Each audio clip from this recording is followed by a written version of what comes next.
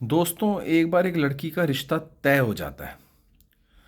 लड़की लड़के से बहुत ज़्यादा प्रभावित होती है क्योंकि लड़का काफ़ी एग्रेसिव होता है अपनी नेचर के स्टाइल में। और ये जीवन की एक सच्चाई है कि लड़कियां जो होती हैं वो स्टार्टिंग में जो एग्रेसिव बॉयज़ होते हैं, एग्रेसिव लड़के होते हैं, एग्रेसिव मेल्स होते हैं, उनकी तरफ काफ़ी ज़्यादा अट्रैक्ट होती हैं। तो जब उनका कोर्टशिप पीरियड चल रहा होता है, उनकी शादी तय हो चुकी होती है, रोका हो चुका होता है, किसी साइट के थ्रू मिले होते हैं, और लड़की को लड़के का ये ट्रेट बहुत अच्छा लगता है कि लड़का बहुत एग्रेसिव है।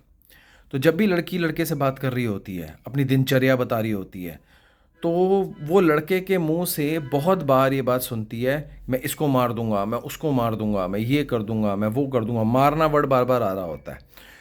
अब क्या होता है जी, लड़की बताती है आज मैं फलानी जगह जा रही थी, मुझे इन लड़कों ने छेड़ा। कहता मैं इसको भी मार दूंगा। वो कुछ कहती है मेरे साथ ऐसे हुआ, मैं उसको भी मार दूंगा। मतलब कि लड़की काफ़ी ज़्यादा उस लड़के से इम्प्रेस हो जाती है कि लड़का यार कमाल की बात है, कोई बड़ा ही फौलादी लड़का लग रहा है, बड़ा ही एग्रेसिव लड़का लग रहा है, जो मेरी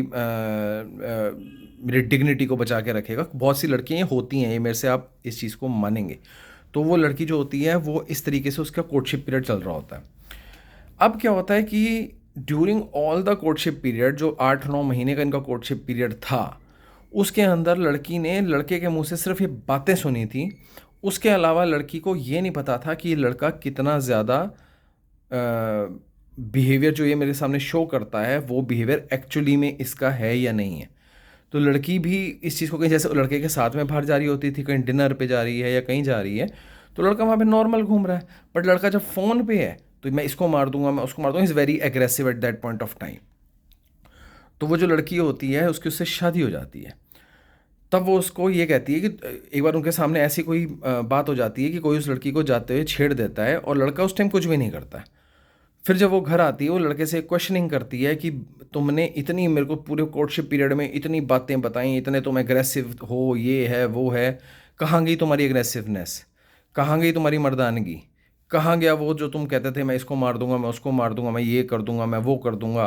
तुम कहते थे कि मैं ऐसे कर दूंगा, मैं ऐसा हो जाएगा। मैंने तुम्हारे मुंह से इतनी बातें सुनी, इतनी बड़ी बड़ी बातें सुनी, तुम इतनी बड़ी बड़ी बातें किया करते थे, तुम इतनी इतना कुछ कहा करते थे।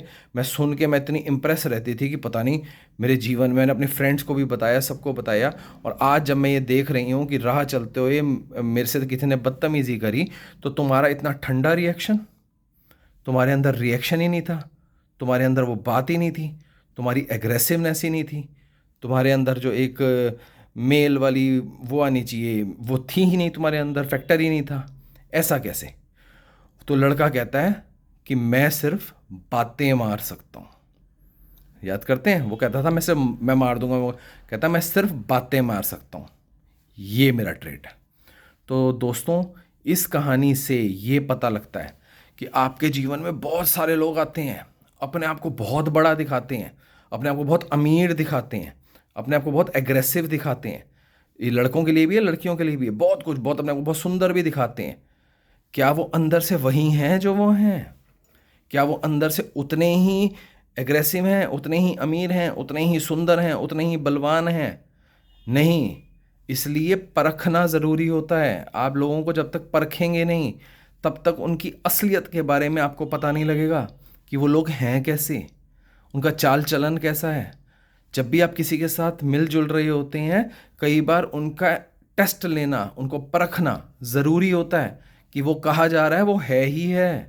कहीं ऐसा तो नहीं कि आप फंस रहे हैं अपनी ज़िंदगी में।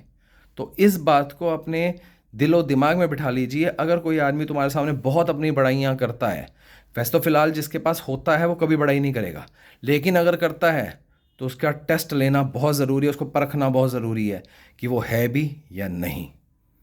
ध्यान रखना।